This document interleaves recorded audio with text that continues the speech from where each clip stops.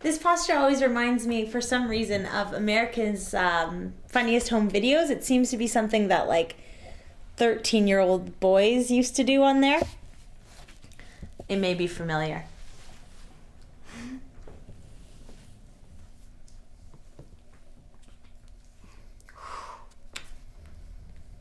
Oh.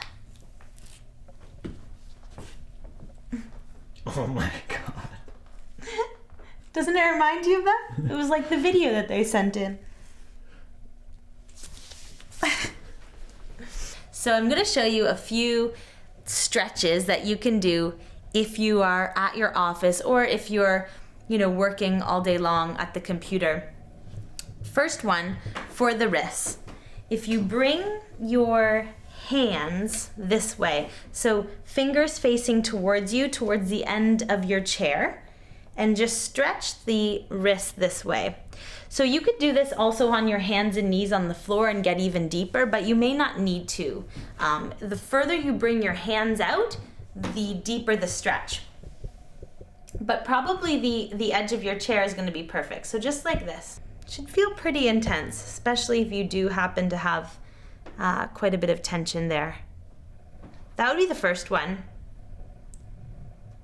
And we're rounding over like this. It's terrible for your posture. When we're rounding over like this, what the spine really, really wants, what your body really wants, is to go back the other way. That offers a lot of release. Releasing the tension from the front side, and then also opening the tension or opening the back side. So for this, just bring your hands onto your chair, and then with your hips moving forward, inhale, and really puff up the chest as you breathe in. Drop your head back. Exhale, and then just breathe in and out through the nose and hold this here. Think of not collapsing, thinking of lifting the chest and pushing your hips forward slightly. This will also open the arms and the shoulders. You could move your head a little bit. Do whatever feels good.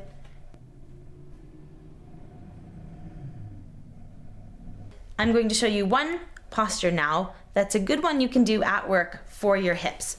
While you're still in your chair, again, we want to make this accessible for at work, at your desk, at your chair, so you don't have to look weird lying on the floor or anything like that. No excuses. You can do it just at your desk. No one will even see you. Bring your foot up. Put your foot on top of your opposite knee, thigh, and then just press down on your knee. You'll feel it releasing through the hip as much as you can. Your knee might stick up like this, even just doing gently. Eventually getting the knee to come down. So on the other side, you would take the left ankle onto the right thigh or knee. Your right hand would brace the chair, and you're pushing away the left knee with the left hand. Good one to just release the hips a little bit. So these are 3 great stretches.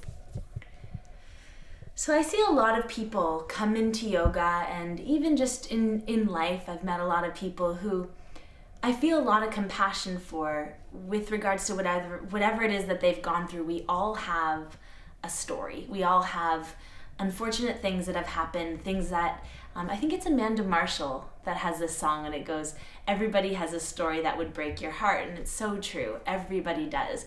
But I also think, and this is something that I've just learned throughout my own journey with healing, and it's that you can have your story, you can have your stuff that has happened and grow from it and learn from it without necessarily attaching or clinging or wearing it as if that has to define you.